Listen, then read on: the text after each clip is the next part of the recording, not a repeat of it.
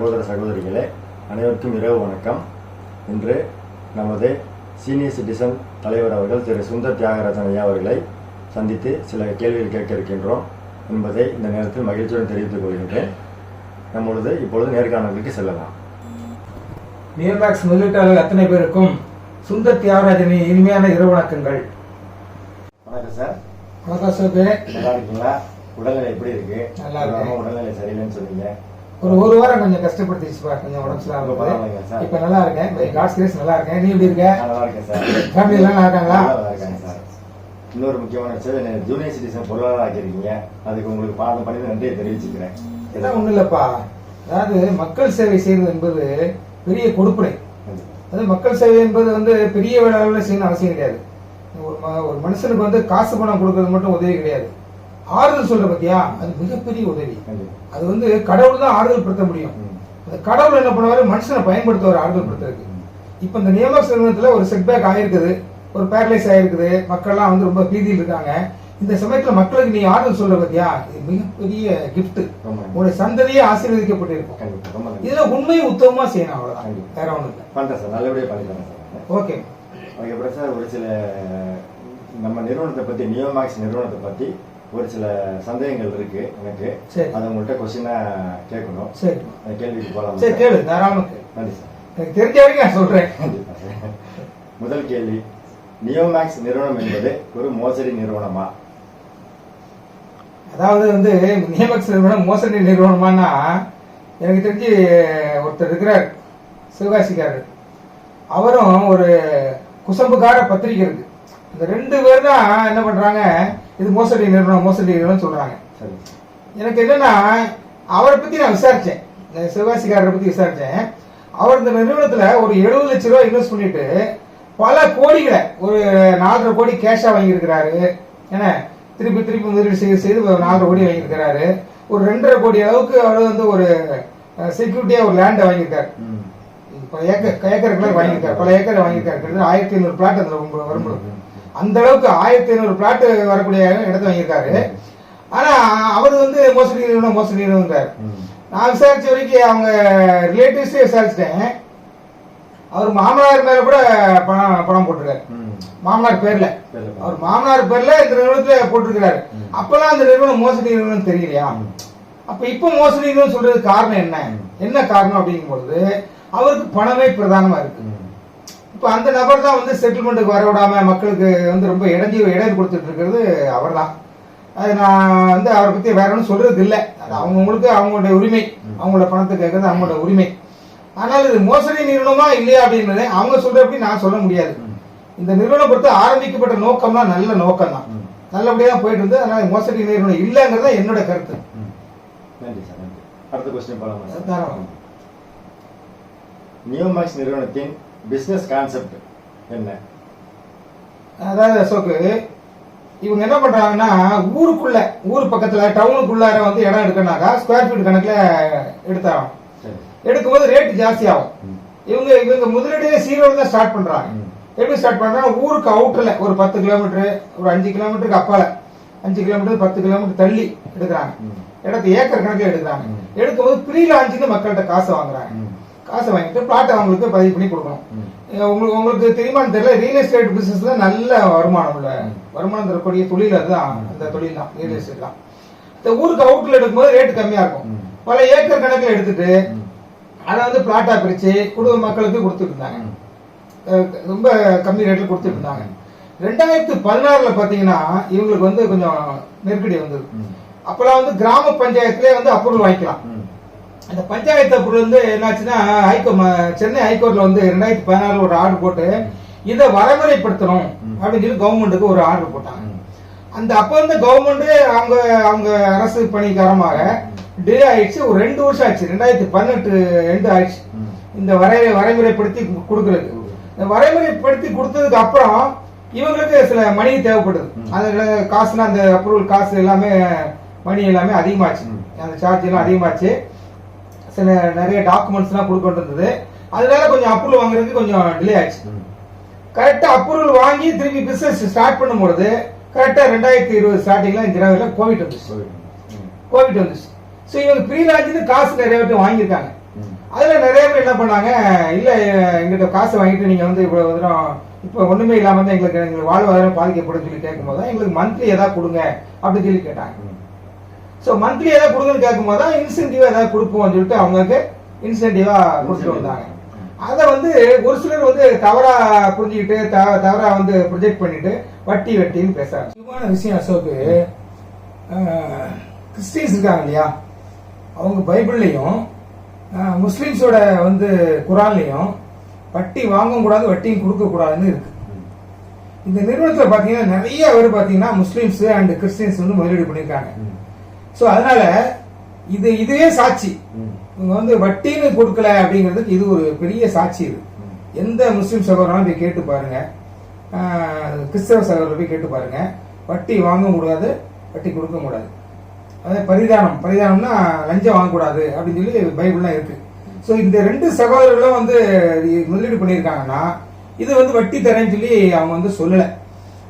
மக்கள் கேட்டதுனால வாழ்வாதாரத்துக்காக ஒரு இன்சென்டிவா கொடுக்கணும்னு சொல்லி கொடுத்தது. அதுக்கப்புறம் இவங்க வந்து முதிர்வு தொகையெல்லாம் அதையும் அவங்க அனௌன்ஸ் பண்ணல, அப்படிலாம் கிடையாது. இவங்க டிலே ஆகுது, அந்த அப்ரூவல் வாங்குறதுக்கு டிலே ஆகுது. கோவிட் பீரியட்ல டிலே ஆயிடுச்சு. அதுக்கப்புறம் டிலே ஆகி வாங்கினால அது 2-3 வருஷம் ஆனதுனால எங்களுக்கு வந்து நீங்க வந்து டபுளா கொடுக்கணும். டபுளானா 600 ஸ்கொயர் ஃபீட் வந்து எங்களுக்கு 1200 ஸ்கொயர் ஃபீட் கொடுக்கணும், 1500 ஸ்கொயர் ஃபீட்னா எனக்கு 3000 ஸ்கொயர் ஃபீட் கொடுக்கணும் அப்படின்னு சொல்லி மக்கள் கேட்டாங்க. கேட்டப்ப அதுக்கு வந்து நிறுவனம் வந்து ஒத்துக்கிச்சு.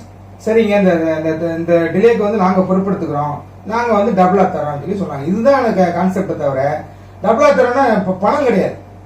இடத்துல 1000 ஸ்கொயர் ஃபீட் 2000 ஸ்கொயர் ஃபீட் தரோம் அப்படின்னு சொல்லி தான் பேசி முடிச்சிட்டு. இதுதான் கான்செப்ட். இந்த வட்டி இல்லைங்கிறதுக்கு வந்து உதாரணம் வந்து சாட்சி வந்து இவங்க தான், முஸ்லிம்ஸ் அண்ட் கிறிஸ்தவர்கள். நன்றி சார், நன்றி சார். இப்போ 3வது கேள்வி சார், கேளுங்க. சிவகாசிக்காரர் பற்றி உங்களுடைய கருத்து. சிவகாசிக்காரரை பத்தி இப்ப நான் சொன்ன விஷயம், அவரே இப்ப பிரபலம் ஆயிட்டு வராரு. அது வந்து பாசிட்டிவா இல்ல நெகட்டிவா தான் ஆயிட்டு வராரு. எப்படின்னா அவர் வந்து நான் எப்பயும் சொல்லிட்டேன், முதலீடு பண்ணது லட்சத்துல முதலீடு பண்ணிட்டு கோடிகளில் அவர் வந்து நிறைய பணம் சம்பாதிச்சிருக்கிறார் நிறுவனத்தாளர் சொல்லி சொல்லியிருக்கிறேன். இப்போ வந்து மக்களுடைய செட்டில்மெண்ட்டுக்கு எப்படி இடையூறு இருக்காருன்னு சொல்றேன்னா, இந்த அட்வொகேட் கமிஷன் ஒன்று போட்டாங்க. அதில் நல்லா போயிட்டு இருந்தது. ஒரு 1 வீக் 10 days இருக்கும். முதலீட்டாளர்களை கூப்பிட்டு கம்ப்ளைண்ட் பண்ணவங்களை கூப்பிட்டு உங்களுக்கு நிலம் வேணுமா பணம் வேணுமா எந்த இடத்துல இடம் வேணுங்கலாம் சொல்லி கேட்டுறாங்க. அதுக்கு போய் என்ன பண்ணாரு, ஸ்டே வாங்கிட்டாரு. பெரிய ஒரு சுப்ரீம் கோர்ட் லாயர் வச்சு மதுரையில் வந்து அவர் இருக்கிறார், சுப்ரீம் கோர்ட் லாயர், அவரை வச்சு ஸ்டே வாங்கிட்டார் நிறைய பணம் கொடுத்து. இது எப்படி எனக்கு தெரியும்னா, இதை வந்து மறுக்கிறாங்க. இப்போ நிறைய பேர் அவங்க கூட இருக்கவங்கலாம் மறுக்கிறாங்க. நான் கண்ணால பார்த்தது. அவர் ஒரு முஸ்லீம் சமுதாயத்தை சேர்ந்த வழக்கறிஞர். அவரை நாங்கள் வந்து முஸ்லீம் சகோதரோட நான் பார்க்க போயிருந்தேன். ரம்ஜான் 1ஆம் தேதி நாங்கெல்லாம் வந்து மசூதியில் போய் தொழுகை பண்ணிட்டு எல்லாருமே முஸ்லீம் சகோதரர்கள் நானும் கூட போய் தொழுகை பண்ணிட்டு நோன்பு கஞ்சி குடிச்சு தான் அந்த லாயரை போய் பார்க்க போனோம். லாயரை வச்சு போயிருந்தோம். போயிருந்தப்ப இந்த சிவகாசிக்காரர் அங்கே உட்கார்ந்துருந்தாரு. அப்போ நான் லாயர்கிட்ட போய் கையெடுத்து கும்பிட்டு வயசானவங்களாம் ரொம்ப கஷ்டப்பட்டு இருக்கேன் சார், நீங்கள் கொஞ்சம் அந்த மாதிரி ஸ்டே வாங்குறதெல்லாம் கொஞ்சம் அதெல்லாம் கொஞ்சம் இது பண்ணுங்க சார், கொஞ்சம் விட்டு கொடுங்க சார் அப்படின்னு சொல்லி நான் அவருக்கு போய் மந்தாடினேன். அப்போ அவர் என்ன சொன்னார் அப்படின்னாக்கா, இல்லை சார் அது முடிஞ்சு போச்சு சார், இனிமேல் நான் அவர்கிட்ட பேசுங்க அப்படின்னு தான் இருக்கிறாரு அப்படின்னு சொல்லி சொன்னார். அப்போ தான் வெளியே உட்காந்துட்டு இருந்தார். ஸோ அவர் தான் காரணம், சிவகாசிக்காரர் தான் காரணங்கிறது பட்டவத்திலே தெரிஞ்சு வச்சுங்களுக்கு.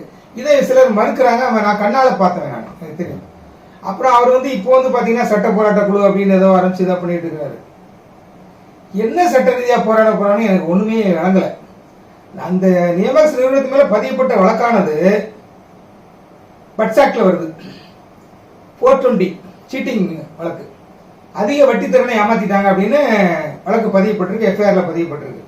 அதை தான் கோர்ட்ல வந்து நீதிமன்றத்தில் வந்து வழக்குக்கு வந்து நிக்குது. அதே நீதிமன்றத்தில் போயிட்டு இவங்க போயிட்டு எனக்கு வட்டி கொடுங்க, எனக்கு வந்து மெச்சூரிட்டி அமௌண்ட் கொடுங்க அப்படின்னு எப்படி கேட்கணும்னு சொல்லி சொல்றாங்கிறது அறிவு சார்ந்த மக்கள்கிட்ட நான் விட்டுறேன். பதியப்பட்ட வழக்கே அந்த வழக்கு அதிக வட்டி தரேன் ஏமாத்திட்டாங்கன்னு சொல்லி அந்த நீதிமன்றத்திலே போயிட்டு இவங்க எங்களுக்கு வட்டி வாங்கி கொடுங்கன்னு சொல்லி எப்படி இவங்க கேட்பாங்கிறத கேட்க முடியுமா? அது கேள்விக்குரிய ஒரு விஷயமா இருக்கு. இதை வந்து அறிவு சார்ந்த மக்கள் தான் அதை வந்து முதலீட்டாளர்கள் தான் அதை வந்து புரிஞ்சுக்கணும். அப்ப இன்னொரு விஷயம், அந்த இதை கொடுங்க, அந்த பாண்டா, இந்த பாண்டை நல்லா கவனிச்சு பாருங்க. இந்த பாண்டுல இதான் அவங்க நியமக்ஸ் கொடுத்த முதலீடு பண்ணதுக்கு கொடுத்த பாண்டு. இது கலர்ல இருக்கும், அது ஜெராக்ஸ் எடுத்தனால பிளாக் அண்ட் ஒயிட்ல இருக்கு. இப்ப இந்த பாண்டுல எங்கேயாவது வட்டி தரேன்னு எழுதியிருக்காங்களா? எந்த இடத்துலயாவது மெச்சூரிட்டி அமௌண்ட் தருவேன் அப்படின்னு எழுதியிருக்காங்களா? யாரும் பார்த்தாங்களா என்னன்னு தெரியல. சோ இது எதுவுமே இல்லாம இதை போய் கோர்ட்ல கொடுத்து அவங்க எப்படி அவங்க வழக்காட முடியும்? எங்களுக்கு மெச்சூரிட்டி அமௌண்ட் வேணும், பணம் தான் வேணும்னு எப்படி கேட்க முடியுங்க? நெவர் கேட்க முடியாது. கம்பெனி சார்பா ஒரு பிஏபிஎல் லாயர் கூட தேவையில்லை, ஒரு +2 படிச்ச பையன் கூட இது கொண்டு காமிச்சு வழக்காடி ஜெயிக்க முடியும். ஸோ ஒரு அடிப்படை புரிதலே இல்லாம, அடிப்படை நாலேஜே இல்லாம அவங்க எப்படி இதை எங்களுக்கு வட்டி வேணும், எங்களுக்கு முதிர்த்தொகை வேணும்னு கேட்க போறாங்கன்னு தெரியல. நிறுவனம் கிளியரா இருக்காங்க, அந்த பாண்டுல இவ்வளவு அமௌண்ட் இன்வெஸ்ட் பண்ணிருக்காங்கன்னு அமௌண்ட் தொகையில இருக்காங்க. முதலீடு தொகை எதுவும் போடல. இதுக்கு 600 square feet, 1200 square feet, 1050 square feet அந்தந்த ஏரியாவுக்கு நிலம் தான் தர மாதிரி எழுதியிருக்காங்க. இவங்க எப்படி போய் அங்க போய் கேட்க முடியும்? அப்ப அது அடிப்படையே தப்பா இருக்கு. சோ இதுதான் அவர் பண்ணிட்டு இருக்காரு. இப்போ இதுக்கு காரணம் என்னன்னு பார்த்தோன்னா, என்ன பொறுத்தல அவருக்கு தெரியும், அவர் ஒரு இன்ஜினியரிங் படிச்சவர், அவருக்கு தெரியும். அவருக்கு என்னன்னா அவர் பணத்தை வாங்கணும். அவர் பணத்தை எனக்கே ஒரு வாட்டி மெசேஜ் பண்ணியிருக்காரு, நான் அந்த நாங்குநேரி எனக்கு செக்யூரிட்டியா கொடுத்த நாங்குநேரி நிலத்துடைய ஒரிஜினல் பத்திரத்தை வாங்காம நான் ஓய மாட்டேன் அப்படின்னு சொல்லியிருந்தார். ஸோ அவருடைய நோக்கம் என்னன்னா, அவருடைய பணத்தை வாங்கி ஆகணும். மக்கள் எப்படி போனாலும் கவலை இல்லை, அவரோட பணத்தை வாங்கியே ஆகணும், அவங்க தான் அவரோட குறிக்கோள். ஸோ அதான் அவருடைய நிலைப்பாடு. அதுக்காக அவர் எந்த எக்ஸ்ட்ரீம்னாலும் போவார். என்ன பாத்தீங்கன்னா, அவர் என்ன ஒரு ஆடியோல பேசியிருக்கிறாரு, என்ன அந்த வார்த்தையை சொல்லக்கூடாது, எங்க அம்மாவை கொச்சப்படுத்த மாதிரி தே மகன் பேசியிருக்காரு, தே மகன் அப்படின்னு பேசியிருக்காரு. அதுக்கப்புறம் நிறுவனத்தினுடைய எம்டி இருக்கார் இல்லையா, திரு பாலா சார் அவர்களை மறைஞ்சிருந்து காரை ஏற்றி கொள்ளுவேன் அப்படின்னாரு. சோ இதெல்லாம் எவ்வளவு பெரிய மோசமான ஒரு என்ன ஒரு மனசுல இருக்குல்ல. இப்போ இதுல இந்த மாதிரி பேசக்கூடாது, அவங்களுக்கு தெரிய மாட்டேங்குது. இப்போ அவங்க கூட இருக்கிற இன்னொருத்த பத்தி சொல்லிடுறேன். அவர் தஞ்சாவூர்காரர். அவரு அந்த நபர் என்ன பண்ணாரு, இப்போ தலை வெட்டிடுறேன். இப்ப யாராவது பாலாவுக்கு ஏதாவது ஒரு சின்ன ஆக்சிடென்ட் ஆச்சுன்னு வச்சுக்கீங்களேன், யார் மேல சந்தேகம் வரும்? இவர் தான் சொல்லியிருக்கா, பேசுற பகிரங்கமா ஒரு பொது வழியில இப்படிலாம் பேசக்கூடாது. பொது வழியில இந்த மாதிரி கொல்லுவேன், வெட்டுவேன், தலை வெட்டுவேன் பேசினாக்கா, ஏதோ ஆச்சுனாக்கா அவங்க தான் போய் முதல்ல கேட்பாங்க. இப்ப பாலா சாருக்கு ஏதோ ஆக்சிடென்ட் ஆச்சுன்னா இவர் மேல தான் சந்தேகம் வரும். அதே போல இந்த தலை வெட்டுறேன்னு ஒருத்தர் சொல்லிட்டு இருக்காரு, தலையை வெட்டிடுவான்னு. அவருக்கும் இந்த மாதிரி சிக்கலாம் வரும். நாளைக்கு ஏதோ ஆச்சுனாக்கா, இவங்களுக்கு ஏதாவது ஆச்சுனாக்கா நேரம் அவங்கள தான் போய் கேட்பாங்க, இதனடா நீதினப்ப தலையை வெட்டுவேன்னு சொன்னேன். அவங்க சந்தேகம் வரும். சந்தேகப்படுறது போலீஸ், அது இயற்கை தான். ஸோ அந்த மாதிரிலாம் பேசக்கூடாதுன்றது என்னுடைய வேண்டுகோள். அவங்க நம்மளை எதிரியை நினைக்கிறாங்க, நாங்கள் அவங்களாம் எதிரியை நினைக்கல. என்னை பார்த்து எல்லாரும் எல்லாரும் விக்டிம்ஸ் தான். அதனால இந்த இதனுடைய ஒரு பெரிய மனுஷனா, ஒரு வயசுல பெரிய ஆளுங்கிறதுனால அந்த அடிப்படையில் நான் அவங்களுக்கு ஒரு இதாக ஒரு அட்வைஸா சொல்லியிருக்கேன். சரி, 4வது கொஸ்டின் போகலாம் சார். சாத்தூர்காரர் பற்றி உங்களுடைய கருத்து? சாத்தூர்காரர் ஆரம்பத்தில் எங்கிட்ட இருந்தவர் தான். அவர் ஒரு வெள்ளந்தின்னு சொல்லுவாங்க.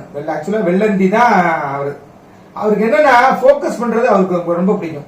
போக்கஸ்னா அவரை பத்தி அதிகமா பேசணும், அவர் நிறுவன தலைவர்களை பார்க்கும்போது கூட்டிட்டு போகணும் அப்படிங்கிற மாதிரி அவர் நினைப்பாரு. அவருக்கும் பாத்தீங்கன்னா கிட்டத்தட்ட சிவகாசிக்காரருக்கும் ரொம்ப டிஃபரன்ஸ் கிடையாது. அவருக்கும் தன்னுடைய பணத்தை வாங்கணும் தான் அவருக்கு ஆசை. ஆரம்பத்தில் வாட்ஸ்அப்ல ஆரம்பிக்கவே, என்னுடைய வாட்ஸ்அப்ல ஆரம்பத்திலே இருந்தார். அவர் ஆரம்பத்திலே அவர் என்ன சொல்லுவாருன்னா, என்கிட்ட அடிக்கடி, சுந்தர் சார் ஒரு நாளைக்கு ஒரு வேளையாவது எங்கிட்ட நீங்க போன்ல பேசணும் சார், என்ன ரெண்டாவது செட்டில்மெண்ட் முதல்ல என் பணத்தை வாங்கி கொடுத்துரும் சார் அப்படின்னு சொல்லி சொன்னார். அது உண்மை, இது நான் போய்லாம் பேச மாட்டேன்.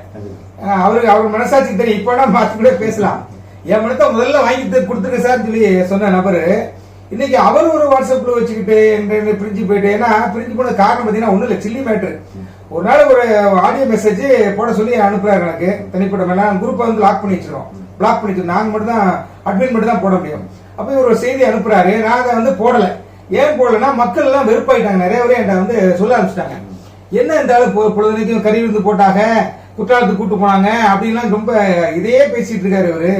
ரொம்ப கம்பெனிக்கு ஜாலரா போடுறாரு, ஏன் அப்படி பேசுறாரு இவரு, அதனால ஒரு பேச்சுல நீங்க போடாதீங்க நிறைய ஒரு வேண்டி கேட்டுக்கிட்டாங்க. ஸோ அதனால நான் போட மாட்டேன். உடனே கோவிச்சுக்கிட்டு அவர் இதாயிட்டார். ஆக்சுவலா அவரை நான் அந்த மூத்த குடிமக்கள் சங்கத்துக்கு வந்து ஒரு ஆபீஸ் பேராவோ ஒரு கமிட்டி பேராவோ போலான்னு சொல்லி தான் தீர்மானத்தில் இருந்தேன். அப்புறம் வந்து இவருடைய நடவடிக்கைலாம் பார்த்துட்டு தான் நான் எல்லாம் வந்து அதுல இருந்து நான் வந்து விடுபட்டுட்டேன், தப்பிச்சுக்கிட்டேன்னு சொல்லலாம். இப்ப அவரும் வந்து இப்ப என்னை பத்தி நிறைய வந்து சிவெல்லாம் பேசியிருக்காரு. நிறைய தேனி சங்கத்து மக்கள் இருக்காங்க, ஒரு தேனி சங்கம் ஒன்று இருக்கு தெரியும். அந்த தேனி சங்கத்து பிள்ளைங்களை வந்து அவர் என்ன பண்ணாரு, அடியாள் மாதிரி பயன்படுத்தினார். இவர் அவங்களை அடியாள் மாதிரி பயன்படுத்திக்கிட்டு இவர் கேட்கிறாரு அவங்ககிட்ட இந்த ஊரா மாதிரி பயன்படுத்திட்டீங்க அப்படிங்கிறாரு. அவங்க அந்த அந்த பிள்ளைங்க வந்து இவரை வந்து ஊர்லா மாதிரி பயன்படுத்திட்டாங்களாம். ஆனா இவர் அவங்க எப்படி பயன்படுத்துறாருன்னா அடியாள் மாதிரி பயன்படுத்துறாரு. எப்படின்னாக்கா நான் ஏதாவது ஒரு ஆடியோ மெசேஜ் போட்டேன்னா என்ன திட்டுறதுக்கு அந்த பசங்களை தூண்டி விடுறது, அந்த பசங்களை அடியாள் மாதிரி பயன்படுத்திட்டாரு. சோ இவங்க பணத்து வாங்கினாக்கா என்ன எக்ஸ்ட்ரீம்லாம் போவாங்கிறதுக்கு இவங்க இப்ப இந்த 3 பேர் எக்ஸாம்பிள். சாத்தூர்காரர் ஒருத்தர், சிவகாசிக்காரர் ஒருத்தர், தஞ்சாவூர்காரர் ஒருத்தர், தலைவட்டிக்காரர். இது ஏன் இவ்வளவு பேசுறாங்கன்னு தெரியல, ரொம்ப சங்கடமா இருக்கு. பொது வழியில் இப்படிலாம் பேசக்கூடாது. அவங்களுக்கு அவங்களுடைய இம்மெச்சூரிட்டி தான் காமிக்குது, இம்மெச்சூரிட்டி. மக்களுடைய நிம்மதியை சேர்வு. ஆமா, அது வந்து அவங்களுக்கு இது ஆபத்தா முடிஞ்சிடும். அவங்களுக்கு தான் ஆபத்தா முடியும். இப்ப நமக்கு ஒண்ணும் இல்ல, அவங்களுக்கு தான் ஆபத்தா முடியும். இப்ப என்னெல்லாம் கூட மிரட்டி இருந்தாரு தஞ்சாவூர்காரர், என்னெல்லாம் கூட மிரட்டி இருந்தாரு. நான் கூட என்னோட லொகேஷன் ஷேர் பண்ணியிருந்தேன். நம்ம வாழ்ந்து முடிச்சிட்டோம். நமக்கு என்ன இருக்கு, உயிர் மட்டும் தான் உடம்புல இருக்கு, வேற என்ன இருக்கு, 78 வியாதி இருக்கு, உயிர் இருக்கு, அவ்வளவுதான். ஸோ நம்ம இதெல்லாம் பயப்படக்கூடிய ஆளு கிடையாது. ஸோ அதெல்லாம் அவங்களாம் பேசக்கூடாது, அதெல்லாம் தவிர்க்கணுங்கிறது என்னுடைய அடுத்த கொஸ்டின் சார். 5வது கேள்வி சார். கேளுங்க. தேனி சங்கம் பற்றி உங்களுடைய கருத்து. தேனி சங்கம் வந்து ஆக்சுவலா வந்து மூத்த குடிமக்கள் சங்கத்துக்கு முன்னாடி ஆரம்பிச்ச சங்கம் நினைக்கிறேன். எங்களோட அவங்க சீனியர் தான் இருக்கும்னு நினைக்கிறேன். என்னுடைய எனக்கு தெரிஞ்சு எனக்கு வந்து முன்னாடியே ஆரம்பிச்சிட்டாங்க. பட் அவங்களுடைய நோக்கம் நல்ல நோக்கம் தான். ஆனா வந்து அவங்க எடுத்துக்கிட்ட முயற்சி வந்து கொஞ்சம் கடுமையா இருந்தது. சுருக்கமா சொல்லணும்னா வேகம் இருந்தது, வேகம் இல்லைன்னு சொல்லுவேன். ஆரம்பத்தில் தவறான பரப்புரைகள், இந்த ரொம்ப தவறா இது பண்றது, ஒரு ஆளு கொச்சப்படுத்தி பேசுறது, இந்த மாதிரிலாம் வேலையெல்லாம் நிறைய பண்ணாங்க. எனக்கு எதிராகவே நிறைய பண்ணாங்க. நிறைய வந்து கோடிகளை தான் பேசுவாங்க, கோடியில ஒரு விலை போயிட்டாரு அப்படின்னா சொல்லுவாங்க. ஸோ ஆரம்பத்தில் அவங்க தப்பு பண்ணிட்டாங்க, தப்பு பண்ணாம தான். ஆனாலும் இந்த சட்ட போராட்ட குழு கம்பெனி இருக்கு இல்லையா, இந்த கம்பெனிக்கு அவங்க எவ்வளவு பரவாயில்ல. ஏன்னு சொல்லுவோம்னா, இப்போ இவங்களுக்கு 2 பேரும் நான் கம்பேர் பண்றேன். முதல்ல இந்த சட்ட போராட்ட குழுவையும் தேனி சங்கத்தையும் கம்பேர் பண்றேன். சட்ட போராட்ட குழு வந்து தன் பணம் வேணும், என்னுடைய பணம் வேணியா நீ அப்படின்னு எல்லாரும் போராடுங்க, அவன் பணத்துக்காக போராடியான்னு சொல்லி தஞ்சாவூர்காரர் சொல்றாரு. அவன் பணத்துக்கு போராடிக்க அப்படிங்கிறாரு. சோ இவனுங்க பணத்துக்கு மட்டும் தான் போராடுறாங்க. ஆனா தேனி சங்கத்துக்காரன ஒரு விஷயத்துல நான் பாராட்டேன். ஏன்னா அவன் பொசசிவா இருந்தா கூட அவன் ஊர்க்காரனுக்கு வாங்கி கொடுக்கணும் நினைக்கிறான். அவன் ஊர்க்காரனுக்கு வாங்கி கொடுக்க, அதாவது தனிப்பட்ட முறையில் வாங்க நினைக்கிறானுங்க இந்த கம்பெனி, சிவாசி கம்பெனி. ஆனா அவன் என்ன நினைக்கிறான்னா என் ஊர் மக்களுக்கு வாங்கி கொடுக்க நினைக்கிறான். அவனோட கொஞ்சம் உயர்ந்து நினைக்கிறான். நாம மூத்த குடிமக்களுக்கு வரேன், நாம உலகமெங்கிலும் இருக்கிற மூத்த குடிமக்கள் மாத்திரம் இல்ல, மூத்த குடிமக்கள் வாங்கலாம்னு சொல்லி முதல்ல மூத்த குடிமக்கள் சங்கம் ஆரம்பிச்சோம். இப்ப உங்க சங்கத்தை ஏன் நான் ஆரம்பிச்சிருக்கிறேன், ஜூனியர் சிட்டிசன் எல்லாருக்கும் வாங்கி கொடுக்கணுங்கிற நம்மளோட நோக்கம். இதாங்க தலைமை பண்புங்கிறது. தம்பி எல்லாம் தெரிஞ்சுங்க, அசோக்கு நீங்களும் அப்படிதான் இருக்கணும். இந்த லேபிலிட்டி ஃபார்ம்லாம் இப்ப வாங்க இல்லையா, என் லேபிலிட்டி ஃபார்ம் நான் கொடுக்கல, ராமகிருஷ்ணன் சார் கொடுக்கல, செயலாளர் பொருளாளர் கொடுக்கல, சத்தியமா 3 பேரும் கொடுக்கவே இல்லை. ஏன்னா எல்லாத்துக்கும் வாங்கி கொடுத்துட்டு தான் நம்ம வாங்கணுங்கிறது நம்ம நிலைப்பாடு. இந்த 3 சங்கத்துக்கு உள்ள நிலைப்பாடை நீங்க பார்த்திருப்பீங்க. இப்போ ஒருத்தன் நான் எனக்கு தான் மனம் நிக்கிறான், சிவாசி என்கோ தேனிக்காரன் வந்து அவங்க ஊர்க்காரங்களுக்கு அவங்க கொஞ்சம் பெட்டர் அவங்களோட. நாம எல்லாத்துக்கும் வாங்கி கொடுத்துட்டு கடைசியில் நம்ம வாங்கணும் நிலைப்பாடு இருக்கும். அதனாலதான் மக்கள் நமக்கு ஆதரவு கொடுக்குறாங்க, மக்கள் நம்மளை பத்தி புரிஞ்சுட்டு இருக்காங்க, நம்மளுடைய நேர்மையை பத்தி புரிஞ்சுட்டு இருக்காங்க. நாம ஆண்டவருக்கு பயப்படுறோம் அசோக்கு, ஆண்டவருக்கு பயப்படுறவங்க நிச்சயமா வந்து மனசாட்சியோட தான் இருப்பாங்க. அந்த மனசாட்சி ரொம்பவே இருக்கு. அதனால எனக்கு இனிமேல் சம்பாதிக்கணும் இது பண்ணலாம் அவசியமே கிடையாது. என் 3 பிள்ளைங்க நல்ல நிலைமையில் இருக்காங்க. எதுக்கு எனக்கு வந்து காசு கூட முக்கியம் கிடையாது, மக்களுக்கு வாங்கி கொடுக்கணும். ஒருத்தருடைய பரிதவிப்பு பார்க்கும்போது பரிதவிக்கிறாங்க, பாவமா இருக்கு, எனக்கு கண்ணில் தண்ணி வருது. அவ்வளவு கஷ்டத்தில் இருக்கிறாங்க, 1 லட்சம் போட்டவங்க, ரொம்ப வேதனையா இருக்கு. அவங்களுக்கு சீக்கிரம் வாங்கி கொடுக்கணும் தான் நம்மளுடைய இதுதான் அந்த தேனி சங்கத்தை பத்தி நான் சொல்றது. சம்வாட் பெட்டர் தான் இந்த கம்பெனி, சட்ட போராட்ட குழு கம்பெனி. அடுத்த கொஸ்டின் சார், மூத்த குடிமக்கள் சங்கத்தின் நிலைப்பாடு என்ன? நம்மளோட நிலைப்பாடு ஆரம்பத்திலே சொல்லிட்டு இருக்கிறது தான், மூத்த குடிமக்களுக்கு முன்னுரிமை கொடுக்கணும். ஏன்னா வாழ்வின் விளிம்பில் இருக்கிறோம். இன்னும் வருடங்களையோ வாரங்களையோ நாட்களையோ நிமிஷங்களையோ எண்ணிட்டு இருக்கவங்க எத்தனையோ பேர் இருக்காங்க, படுத்த படுக்கையா இருக்காங்க. அவங்களால எந்த போராட்டம், சட்ட போராட்டமும் பண்ண முடியாது, வீதியில இறங்கியும் போராட முடியாது. ஸோ அவங்களுக்கு ஏதாவது அவங்களுடைய வாழ்நாள் முடிகிறதுக்குள்ளார அவங்களுக்கு ஏதாவது நம்ம செய்யணும் அப்படிங்கிறது நம்மளுடைய நோக்கம். அந்த நோக்கம் தான் நம்ம ஆரம்பிச்சது. தகவலே தெரியாமல் இருந்து ரொம்ப பீதியில் இருந்தப்போ அவங்களாம் ஆறுதல் படுத்தி அவங்களுடைய மரண காலத்தை வந்து தள்ளி போட்டோம். அந்த பெரும் பங்கு நமக்கு இருக்கு. நிறைய குடும்பங்கள் தற்கொலை பண்ணுறது வந்து மூத்த குடிமக்கள் சங்கம் வந்து பாதுகாத்து வச்சிருக்கு. அது நம்ம பெருமையா சொல்றதுக்கு ஒன்றும் இல்லைன்னா கூட இது காட்ஸ் கிஃப்ட்னு நினைக்கிறேன். கடவுள் எனக்கு கொடுத்த ஒரு ஒரு நல்ல ஒரு வரம். இந்த மாதிரி இவங்களுக்குலாம் ஆறுதல் படுத்தி வச்சிரு, இவங்களெல்லாம் வந்து இந்த தற்கொலை இருந்து நீ வந்து காப்பாற்ற. நான் நிறைய பேர் சொல்லுவேன், ஐயோ பணம் போச்சேன்னு நீங்க வந்து உயிரை விட்டுறாதீங்க, தற்கொலை முடிவுக்கு போயிடாதீங்க, அந்த பணத்தை வச்சு ஒரு உயிரை அவங்க நம்மளால வாங்க முடியாது அப்படின்னு அடிக்கடி சொல்லுவேன். ஸோ அதுதான் எங்களுடைய நிலைப்பாடு, மூத்த குடிமக்கள் சங்கத்தோட நிலைப்பாடு இதுதான். யார் வந்து தவறான முடிவுக்கு போயிடறாங்கிறத நம்மளுடைய முடிவு சீக்கிரம் வாங்கி கொடுத்துருவோம். மூத்த குடிமக்கள் சங்கம் பேசிட்டு இருக்குது, நமக்குன்னு தனியாக ப்ராஜெக்ட்லாம் எடுத்து நமக்கு செய்யணும்னு சொல்லியிருக்காங்க. நானும் பேசியிருக்கிறேன். மூத்த குடிமக்கள்லாம் வந்து யாருமே பிளாட்லாம் விற்க முடியாதுலாம் சொல்லியிருக்கிறேன். அவங்க எல்லாம் கருத்தில் கொண்டு எல்லாம் முன்னெடுப்பு எடுத்துட்டு இருக்காங்க. மூத்த குடிமக்கள் சங்கம் இந்த நிறுவனத்தை மீட்கிறதுக்கு போராடுது. மற்ற சங்கங்களுக்கும் நமக்கும் வித்தியாசம் எதுனாக்கா, மற்ற சங்கங்கள் வந்து இந்த நிறுவனத்தை அழிச்சிட்டு நம்ம பணத்தை வாங்க நினைக்கிறாங்க. நாங்க அப்படி கிடையாது. இப்போ அசோக்கு சுவர் இருந்தாலும் சித்திரை எழுத முடியும். ஒரு பழமொழி கேள்விப்பட்டீங்களா? சுவர் இருந்தாலும் சித்திரை வரைய முடியும். சுவரை அடிச்சுட்டு நீங்க சித்திரை வரைய முடியுமா?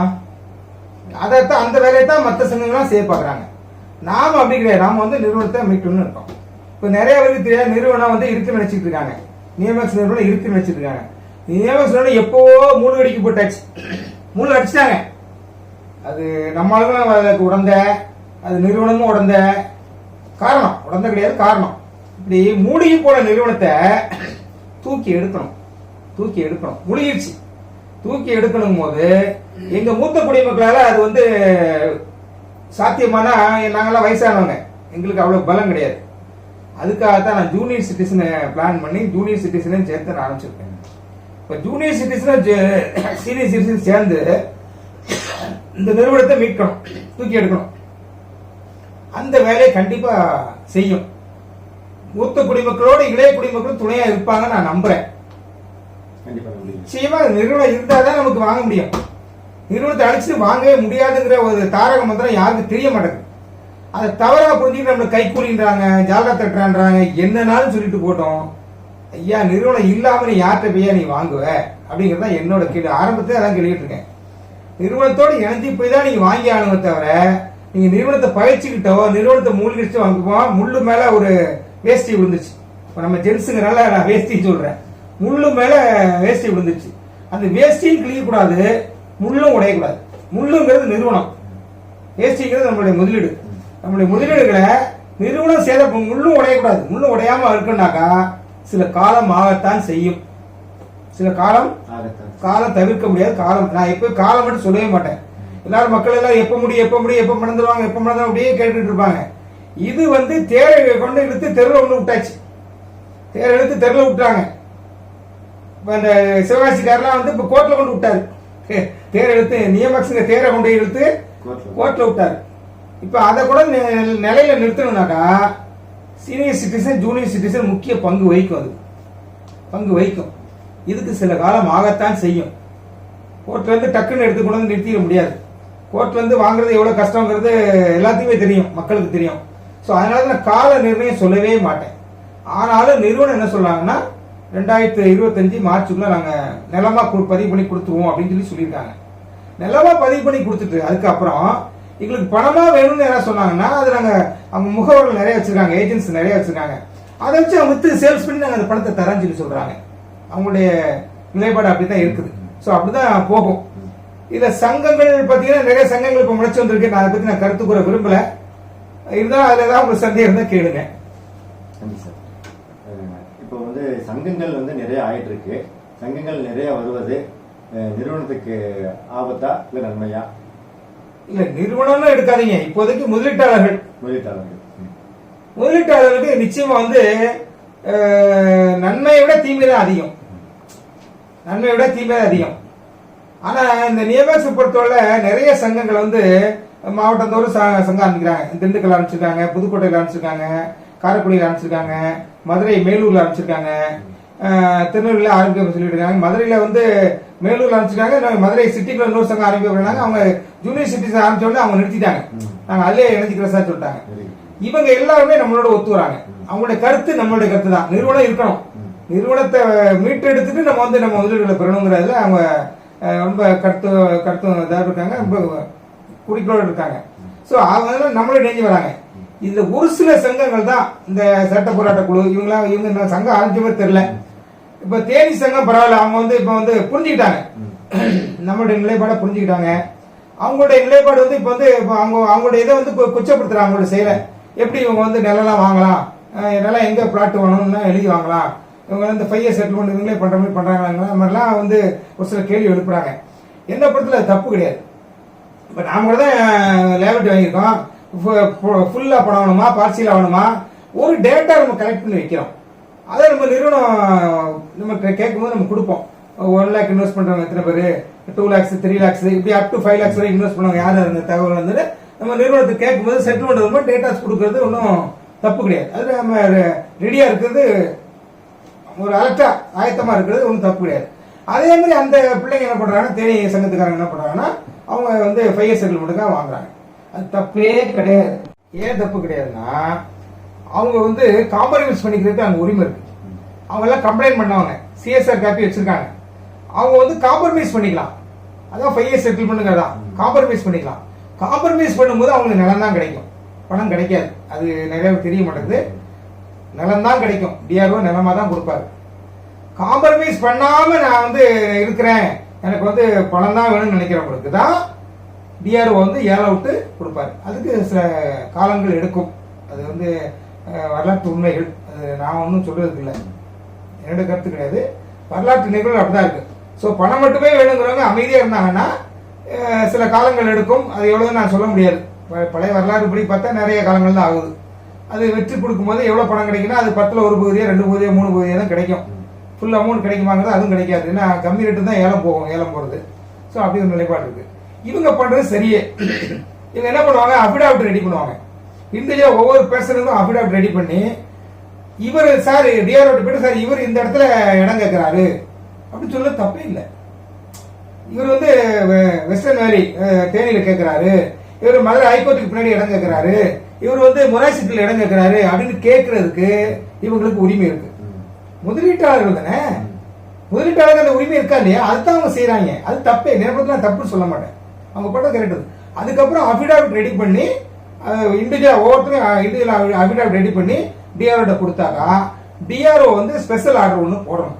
ஸ்பெஷல் சேல் ஆர்டர் போட்டு இந்த மாதிரி நிறுவனம் கொடுக்க ரெடியா இருக்காங்க, இவங்க வாங்குறதுக்கு ரெடியா இருக்காங்க, காம்ப்ரமைஸ் பண்ணிக்கிறதுக்கு இவங்க ரெடியா இருக்காங்க. அதனால நிலத்தை வித்து நம்ம வந்து ஏலம் விட்டு கொடுக்கறதுக்கு பதிலா இப்படியே அவங்களுக்கு கொடுத்துடலாம், நிலத்தை எழுதி கொடுத்துடலாம் அப்படின்னு சொல்லி அவரு ஸ்பெஷல் ஆர்டர் போட்டு அது மேல இவங்க போகும், ஹோம் செக்ரட்டரி போகும், ஹோம் கலெக்டர் மூலமா போகும், போய் அவங்க வந்து அப்ரூவல் பண்ணும். ஸோ அதனால இப்போ வந்து தேனீச மக்கள் செய்யறது வந்து தவறு நான் சொல்ல மாட்டேன். அது 1000 பேர் 1000 சொல்லிட்டு போட்டோம், நான் தவறு சொல்ல மாட்டேன். இவ்வளவுக்கும் பாத்தீங்கன்னா என்ன வச்சு செஞ்சது அவங்க தான். தேனீஸ் சங்கத்துக்காரனா என்ன வந்து வச்சு செஞ்சாங்க. அதுல வந்து சொல்லலாம் இருக்காங்க, ஒரு சில பேர்லாம் நான் சொல்ல விரும்பல, என்ன அவ்வளவு என்ன பெர்சனலா எடுத்து திட்டாங்க. ஆனா அவங்க, நான் யாரையும் வந்து இப்ப எதிரியா நினைக்க மாட்டேன், என்னுடைய பிள்ளைங்க மாதிரி தான் நினைப்பேன். அவங்க இப்ப போற பாதை சரிதான், அவங்க எழுதி வாங்குறதுலாம் ஒன்றும் தப்பு கிடையாது. ஒருத்தர் கேட்கிறாரு, தஞ்சாவூர் கேட்கிறாரு, உங்க யாரையும் அந்த உரிமை கொடுத்தது, 5 இயர் செட்டில்மெண்ட் பண்ண போற உரிமை கொடுத்தது யாரு, டிஆர்ஓ உனக்கு உரிமை கொடுத்துருக்காரு இல்ல கேட்கிறாரு. உங்களுக்கு சட்ட போராட்ட நடத்தி யாரு உரிமை கொடுத்தது? உங்களுக்கு உங்க படம் உன் படம் வேணும்னு நிற்கிற இல்லையா, அதுவே அவங்க மக்களுக்காக, அவங்களா பரவாயில்ல மக்களுக்கு வாங்கி கொடுக்குறான், நீ உனக்கு வாங்கலாம் நீ துடிச்சிட்டு இருக்கிற. அதனால அவங்க பண்றது சரியே. என்ன பொறுத்து இறுதியா ஒரு கொஸ்டின் சார், நிலம் பெறுவதை பற்றி முதலீட்டாளர்களுக்கு உங்களுடைய கருத்து சொல்லுங்க சார். இது நிலமா தான் கிடைக்கும், வேற வழி இல்லை. நீங்க இந்த சட்ட போராட்டக்குள்ள எப்படி போனாலும் நீ பணமா வாங்குறது கஷ்டம். ஏன்னா அவங்க பாண்ட்ல கிளியரா எழுதிட்டாங்க. இன்னைக்கு என்ன எங்க போனாலும் என்ன கேட்பாங்க, இப்போ நீ போலீஸ் ஸ்டேஷனுக்கு போறோம் அல்லது கோர்ட்டுக்கு போய் எங்க போனாலும், ஏயா உன் பாண்ட்ல என்ன எழுதி கொடுத்துருக்காங்க, நீ 6 லட்ச ரூபாய் இன்வெஸ்ட் பண்ணிருக்க, அவங்க 1200 ஸ்கொயர் ஃபீட் இடம் தரேன்னு சொல்லியிருக்காங்க, அதான் சொல்லியிருக்காங்க. அப்படி நீ பணம் கேட்கறன்னு தான் கேட்பாங்க. ஸோ அதனால இடம் வாங்கிக்கிறது தான் இப்போதைக்கு ஒரு தீர்வா இருக்கும். அவங்க என்ன பண்ணுவாங்கன்னா, நிறுவனம் என்ன பண்றதுக்கு வாய்ப்பு இருக்குனாக்கா, இந்த கம்மியா போட்டாங்க இல்லையா, அவங்க நிலம் கொடுக்க முடியாது. 1 லட்சம் போட்டவங்க, 2 லட்சம் போட்டாங்க, 3 லட்சம் போட்டாங்க, அப் டு 6 lakhs வரைக்கும், 5.5 வரைக்கும் எடுத்துக்கலாம். அவங்களுக்கு வந்து அவங்க பணமா தான் கொடுத்து ஆகணும். ஏன்னா அவங்களுக்கு வந்து இடம் கொடுக்கறதுக்கு முடியாது. ஸோ அதனால அவங்க என்ன பண்ணலாம், அதுக்கு மேல போட்டவங்களுக்கு 6 lakhsக்கு மேல போட்டவங்களுக்கு நிலம் மாத்திரையும் சொல்லலாம். இது முதலீட்டாளர்கள் அவங்களுடைய விருப்பம், நான் இதில் தலையிடக்கூடாது. பட் என்னுடைய தனிப்பட்ட கருத்து என்னன்னா, நான் என்ன பண்ணுவேன் அப்படின்னாக்கா, கிடைக்கிறத வாங்கிக்கணும். திருப்பி எவனா ஒரு புண்ணியம் போய் கேஸை போட்டு விட்டுறக்கூடாது. இது எப்படி கேஸ் ஆச்சு, தீதும் நன்றும் பிறந்திர வரா. ஒருத்தர் முதல்ல ஆன்லைன் கம்ப்ளைண்ட் பண்ணாரு, நிறுவனம் பேரலைஸ் ஆயிடுச்சு. மக்கள் பொறுமை இழந்து எல்லாம் போய் கம்ப்ளைண்ட் கொடுத்தாங்க. கொஞ்சம் கம்ப்ளைண்ட் ரைஸ் ஆச்சு, ஆனா அதிகமா ரைஸ் ஆகல. அதுக்கப்புறம் ஒரு அட்வொகேட் கமிஷன் வச்சு செட்டில் பண்ணிக்கலாம்னு வந்தாங்க. அதுல ஒரு புண்ணியவா சிவகாசிக்காரர் போய் அந்த அட்வொகேட் கமிஷனை ஸ்டே வாங்கி அதை அதுக்கு மூடுல நடத்திட்டாரு, மூடிட்டாரு அதை. இப்ப திருப்பி ஏதாவது பண்ணிட்டே இருக்கிறாரு. அவருடைய பணம் வாங்குறக்கா என்னென்னலாம் பண்ணுவான்னு சொல்லணும் இல்லையா, அப்ப பண்ணிட்டு இருக்கிறாரு. சோ இந்த சூழல்ல இந்த மாதிரி ஆளுங்க எவனாவது முளைச்சி வந்து திருப்பி ஏதாவது சிக்கலை உண்டு பண்ணானா உள்ளது கிடைக்காம போயிடும். ஸோ அதனால கிடைக்கிற அளவுக்கு முதல்ல வாங்கிட்டு, நிலத்தை வாங்கிட்டு, அதுக்கப்புறம் அவங்க மூலமாவே வித்துட்டாலும் சரி, நம்ம சந்ததிக்கு வச்சுக்கிட்டாலும் சரி, மண்ணும் பொண்ணும் ஒரு நாள் வந்து மதிப்பு குறையாது. அதனால அசோக்கு நிலமோ பணமோ வாங்குறது அவங்க விருப்பம். அவங்க இப்போ நம்மகிட்ட இது வில்லிங்னஸ் கொடுத்துருக்காங்க, நில உணவு சிலர் கொடுத்துருக்காங்க, சிலர் பணம் வாங்கி கொடுத்துருக்காங்க. அது அவர்களுடைய விருப்பம். என்ன பொறுத்தவரை என்னுடைய அபிப்பிராயம் தான், கிடைக்கிறத வாங்கிக்கணும் அப்படிங்கறத என்னோட அபிப்பிராயம். அதுக்காக வந்து நீங்க வந்து லாஸ் ஆகணும்னு நான் சொல்லவே மாட்டேன். லாஸ் ஆகாம நீங்க வந்து அதிகப்படியா நீங்க ஸ்கொயர் ஃபீட் கூட நீங்க கேட்டு வாங்கிக்கலாம். அது நம்ம செய்வோம், அந்த வேலையை நம்ம செய்வோம். மக்களுக்கு, அதாவது முதலீட்டாளர்களுக்கு என்னுடைய வேண்டுதல் என்னன்னா, அன்பான முதலீட்டாளர்களே, சகோதர சகோதரிகளே, யாரு வந்து இந்த பணத்துக்காக பணம் போச்சேன்னு சொல்லி நீங்க வந்து உயிரை மாச்சிக்காதீங்க. துர்மரணங்கள் இனிமேல் நிகழக்கூடாது, நான் வேண்டி கேட்டுக்கொள்கிறேன். ஏன்னா நிறுவனம் வந்து ஏமாத்திட்டு ஓடல, இங்கதான் இருக்காங்க. நான் அந்த தைரியத்தில் அடிச்சு சொல்லுவேன், நிச்சயமா இவங்ககிட்ட வந்து நம்ம பணம் வந்து வாங்கியே தீர்வோம், அவர்களும் கொடுத்தே தீர்வார்கள் என்ற நம்பிக்கை இருக்கிறது. அவர்கள் கொடுக்க ஒருவேளை தாமதம் பண்ணாலும் அதுக்கு நம்ம சில முன்னெடுப்புகள் எடுத்துட்டு தான் இருக்கிறோம். நாங்க நிச்சயமா வந்து நிறுவனத்தை வந்து கொடுக்க வைப்போம், அவர்களும் கொடுப்பார்கள். எங்கேயும் ஓடி போவதே இருந்துட்டு தான் இருக்காங்க, இங்கதான் இருக்காங்க. ஸோ அதனால நீங்க யாரும் தவறான முடிவுக்கு போக வேண்டாம் என்று கேட்டுக்கொள்கிறேன். அப்புறம் இந்த மாலை நேரத்தில் உடம்பு சரியில்லாத நேரத்திலையும் எங்களுக்கு இந்த அளவுக்கு ஒரு ஆலோசனை வழங்கி சரியான பாதையில் கூட்டிக் கொண்டு சென்றிருக்கு உங்களுக்கு எங்களோட நன்றி தெரிவிச்சுக்கிறேன் சார். நன்றி நன்றி நன்றி நன்றி முதலீட்டாளர்களே, நன்றி நன்றி நண்பர்களே, சகோதர சகோதரர், நன்றி நன்றி.